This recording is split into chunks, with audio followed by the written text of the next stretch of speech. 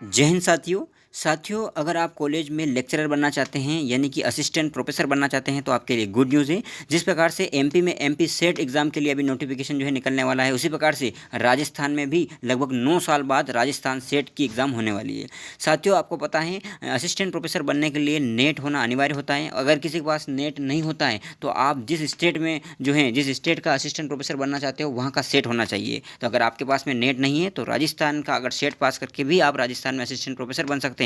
और उसी प्रकार से अगर आपके पास सेट जो है नेट नहीं है और अगर एमपी का सेट आपके पास में है तो एमपी सेट पास करके आप फिर एमपी में भी असिस्टेंट प्रोफेसर बन सकते हैं। साथियों, एक और महत्वपूर्ण बात बताऊं आपको कि राजस्थान सेट हो, चाहे एमपी सेट हो, चाहे अन्य स्टेट का सेट, बहुत सारे सेट की बात करें या अब बात करें नेट एग्जाम की, जो कि ऑल इंडिया स्तर पर होता है, तीनों का जो फर्स्ट पेपर है साथियों, तीनों का सिलेबस बिल्कुल सेम है। यानी कि आपका वही रिसर्च एप्टीट्यूड या टीचिंग एप्टीट्यूड या हायर एजुकेशन, कम्युनिकेशन और कुछ आप देखेंगे कि जो रीजनिंग वाले कुछ रहते हैं ना, या अवबोध के जो सवाल होते हैं। तो कहने का मतलब यही है साथियों कि यहाँ पर लगभग आपका पूरा लगभग पहले पेपर का जो सिलेबस है लगभग सेम है। तो आप इस यूट्यूब चैनल को जरूर सब्सक्राइब करें। यहाँ पर मैं आपको जो 10 यूनिट है आपकी फर्स्ट पेपर की, वो मैं आपको पढ़ाऊंगा। ठीक है साथियों, और बहुत ही कम समय में पूरा पढ़ाने की कोशिश करूँगा। ठीक है, एक ही वीडियो में मैं कोशिश करूँगा, एक ही वीडियो में आपको पूरी बात बता दूँ। अब साथियों बात करते हैं राजस्थान सेट 2022 के बारे में संपूर्ण जानकारी, A to Z जानकारी, यानी कि इसकी पात्रता क्या है, इसका परीक्षा पैटर्न, एग्जाम ड्यूरेशन, आवेदन, पाठ्यक्रम, मार्किंग टाइप कैसा होगा, सब्जेक्ट, आयु सीमा, कट ऑफ मार्क्स, आवेदन शुल्क, परीक्षा केंद्र इत्यादि,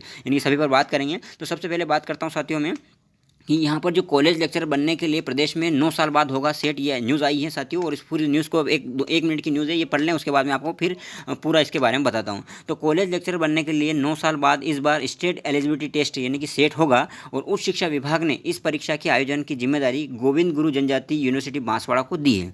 अभी परीक्षा आयोजन की तिथि तय नहीं है और पिछली बार ये परीक्षा 2013 में आरपीएससी ने करवाई थी। यानी कि साथियों राजस्थान का जो स्टेट पीएससी उसने परीक्षा करवाई थी और इस बार भी वही करवाएगी। और अभी तिथि तय नहीं है लेकिन जल्द ही इसका नोटिफिकेशन आ जाएगा। यानी कि कॉलेज लेक्चर के आने से पहले यहाँ पर आप देखेंगे कि राजस्थान सेट की एग्जाम होने वाली है, जिस प्रकार से अभी एमपी सेट में भी होने वाली है।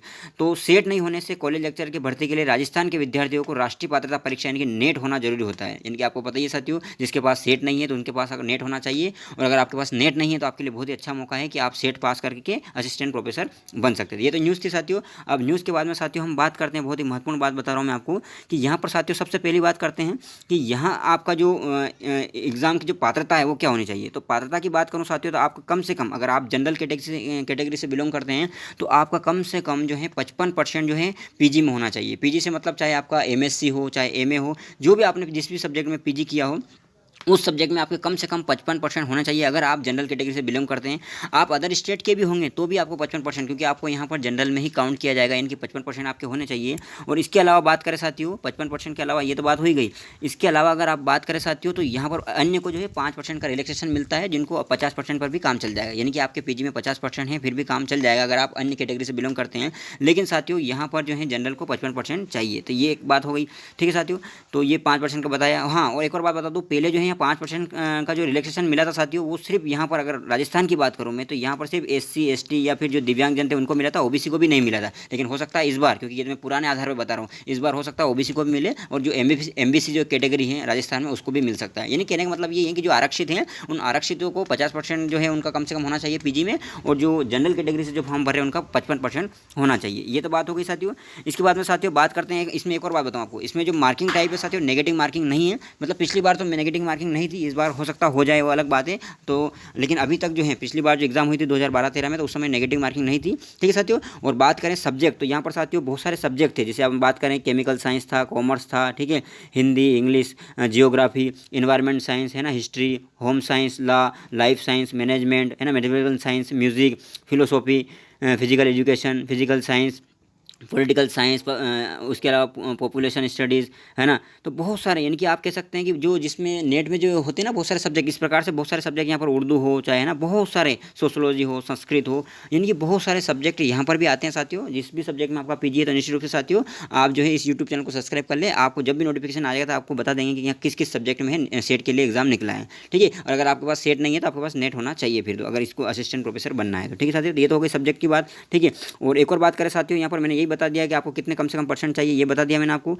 ठीक है। नेगेटिव मार्किंग नहीं होगी, ये भी मैंने बता दिया आपको। और दूसरी बात, अगर आपने 1991 यानी कि 1991 से पहले अगर पीएचडी कर लिया है तो आपको भी 5% जो है छूट मिल जाएगी, यानी कि आपके भी अगर पीजी में 50% है तो भी काम चल जाएगा, ठीक है। ये बात हो गई साथियों।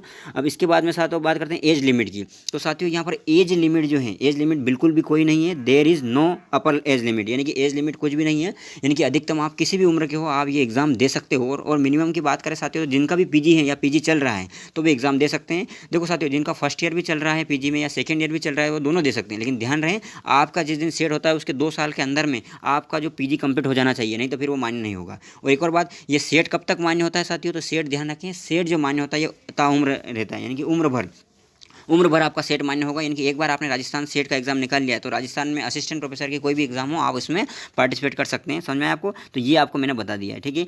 और वैलिडिटी की बात बता दी मैंने, कितनी वैलिडिटी रहेगी मैंने बता दिया आपको, कि जो अगर अभी पीजी में देते हुए कर रहे हैं तो 2 साल में उनका पीजी कंप्लीट हो जाना चाहिए। और जो आप एज लिमिट तो इसकी कुछ है ही नहीं, है ना, ये बता दिया मैंने, एज लिमिट कुछ भी नहीं है। और बात करें साथियों, इसमें अगली बात करें यहाँ पर जो है फॉर्म की फ़ीस क्या रही थी, पिछली बार तो 650 था जनरल के लिए और अन्य के लिए यहाँ पर कुछ छूट दी गई थी, ठीक है। जैसे 350 अन्य के ओबीसी या इनसे लिया था और 200 रुपये एससी एसटी से लिया था। तो ये इस प्रकार से फीस यहाँ की ये रहने वाली है साथियों, ठीक है। जो भी महत्वपूर्ण बात है मैं आपको बता रहा हूँ। और साथियों एक और चीज़ बताऊँ आपको, यहाँ पर मैं यहाँ पर अप्लाई कैसे कर सकते हैं, तो ऑनलाइन अप्लाई करना होगा आपको, जब भी फॉर्म आएगा ऑनलाइन अप्लाई करना होगा। तो इस यूट्यूब चैनल को सब्सक्राइब कर ले, आपको बता दूंगा। और एग्जाम की पैटर्न की बात करें साथियों, तो यहाँ पर 3 पेपर हुए थे पिछली बार, यहाँ पर 3 पेपर हुए थे, फर्स्ट सेकंड और थर्ड पेपर। जिस प्रकार से अभी भी आरपीएससी असिस्टेंट प्रोफेसर की एग्जाम हुई थी उसमें भी 3 पेपर हुए थे, एक जीके का हुआ था और 2 पेपर जो है जिस भी सब्जेक्ट से आपका पीजी है उसमें हुए थे। यानी कि अगर आपका हिस्ट्री है तो हिस्ट्री के 2 पेपर होंगे, आपका पॉलिटिकल साइंस है तो आपके पॉलिटिकल साइंस के 2 होंगे, आपका हिंदी है तो हिंदी के आपके 2 पेपर होंगे, ठीक है। आपका इंग्लिश है हिंदी इंग्लिश के 2 पेपर होंगे और एक पेपर होगा वो आपका जो है कह सकते हैं कि जो मैंने बताया आपको वो होगा आपका एक प्रकार जनरल एप्टीट्यूड टाइप का होगा। यानी कि कहने का मतलब वही टीचिंग एप्टीट्यूड हुआ या फिर रिसर्च एप्टीट्यूड हुआ, यानी कि जो नेट में जो फर्स्ट पेपर है उस टाइप से आपका एक पेपर होगा, ठीक है। अब हो सकता है सिलेबस चेंज भी हो जाए, हो सकता है आप राजस्थान भी डाल दें इस पेपर में, क्योंकि राजस्थान की है तो पहले तो नहीं था लेकिन हो सकता है डाल दें, ठीक है। और हिस्ट्री है तो हिस्ट्री के आपके दोनों पेपर होंगे, समझ में आया आपको? तो 3 पेपर हो रहे थे पहले, हो सकता है आप पेपर चेंज कर दे, आप 2 पेपर ही कर दे, एक आपका फर्स्ट पेपर कर दे और एक सब्जेक्ट वाला कर दे, लेकिन पहले यहाँ पर 3 पेपर हुए थे, मैं आपको बता रहा हूँ। और 3 पेपर की अगर बात करें साथियों तो पेपर फर्स्ट सेकेंड और थर्ड थे, और पहले पेपर में 100 मार्क्स का था, दूसरा भी 100 मार्क्स का था और तीसरा पेपर 150 मार्क्स का था, ठीक है। और यहाँ पर साथियों एक बात और बताई थी इन्होंने क्वेश्चन 60 दिए थे। जैसे पहले क्वेश्चन पेपर में 60 क्वेश्चन आए थे लेकिन उसमें से 50 ही करना था, 60 में से 50 करना था। इसी प्रकार से साथियों जो सेकंड पेपर था उसमें से आपको 50 क्वेश्चन थे और 50 ही करना थे। और थर्ड पेपर में 75 क्वेश्चन थे और 75 में से 75 करना था, और प्रत्येक क्वेश्चन के लिए 2 नंबर थे, यानी कि 75 हैं तो 75 का 150, 50 है तो 100, ठीक है। तो थर्ड वाले पेपर में जो था इनका कौन सा था, थर्ड वाले पेपर की बात करें साथियों तो यहाँ पर इनका 75 क्वेश्चन थे और फर्स्ट में 60 क्वेश्चन थे और सेकंड वाले में 50 क्वेश्चन थे। लेकिन पहले वाले में जो 60 क्वेश्चन थे उसमें से आपको 50 ही करना था, यानी कि पहला और दूसरा पेपर दोनों 50-50 क्वेश्चन के थे और तीसरा जो आपका 75 क्वेश्चन का था। और टाइम की बात करें साथियों, जो पहला जो था आपका वो पहला और दूसरा पेपर जो है आपका, है ना, जिनमें आपको 50-50 क्वेश्चन करने वो 1.25 घंटे का टाइम दिया था इसमें, ठीक है। 1.25 घंटे का टाइम दिया था, यानी 1 घंटा और 15 मिनट आपको दिया था। और वहीं बात करें जो आपका जो 75 क्वेश्चन जिसमें आए उसमें आपको जो साथियों 2.5 घंटे दिए थे, ठीक है, 2.5 घंटे दिए थे। तो ये आपको समझ में आ गया, यानी कि पहला पेपर आपका 1.25 घंटे का था, दूसरा पेपर भी आपका 1.25 घंटे का था और आपका जो तीसरा पेपर था वो 2.5 घंटे का था, ठीक है। ये आपको पता होना चाहिए। और पहला और दूसरा पेपर में दोनों 50% क्वेश्चन करने थे और तीसरे वाले में 75 क्वेश्चन आपको करने होते थे। पहला पेपर जो है आपका टीचिंग एप्टीट्यूड या रिसर्च एप्टीट्यूड से संबंधित और सेकंड और थर्ड आपका दोनों आपके जिस भी सब्जेक्ट में आपने पीजी किया उससे संबंधित था, ठीक है। तो ये भी महत्वपूर्ण बात है, मैंने आपको बताई दी कि क्या क्या चीज़ें रहेगा। इसके अलावा साथियों यहाँ पर स्पष्ट लिखा हुआ था कि यहाँ पर मिनिमम मार्क्स आपको कितने होने चाहिए। तो मिनिमम मार्क्स की बात करें साथियों तो कम से कम जनरल में ही अगर आपके, तो यहाँ पर अलग अलग पेपर का अलग अलग दे रखा था।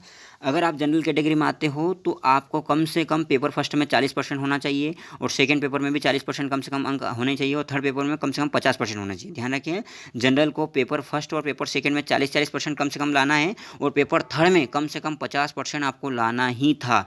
और वहीं बात करें ओबीसी या SC SC ST को, इनको 5% फिर रिलैक्सेशन दिया गया था और अलग अलग इस प्रकार से और भी चीज़ें थी। तो इस प्रकार से आप यहाँ देख सकते हैं, ठीक है साथियों। तो ये जो है बहुत ही महत्वपूर्ण मैं बता रहा हूँ आपको, है ना। और सिलेबस का पूरा जो है वो वेबसाइट पर दे रखा है, आप चाहे तो दे सकते हैं, ठीक है। तो इस प्रकार से साथियों यहाँ पर जो है आपको मैंने पहले बता दिया कि इसकी पात्रता क्या होगी, परीक्षा पैटर्न क्या होगा, एग्जाम का ड्यूरेशन मैंने आपको बता दिया है और आवेदन ऑनलाइन होंगे, ठीक है। पाठ्यक्रम क्या है, तो पाठ्यक्रम मैंने बता दिया। एक का जो सिलेबस है फर्स्ट पेपर है वो आपका क्या रहेगा, फर्स्ट पेपर तो आपका बिल्कुल नेट के टाइप ही रहेगा, जो नेट के एग्जाम में है या MP सेट में है वही राजस्थान सेट में भी रहेगा।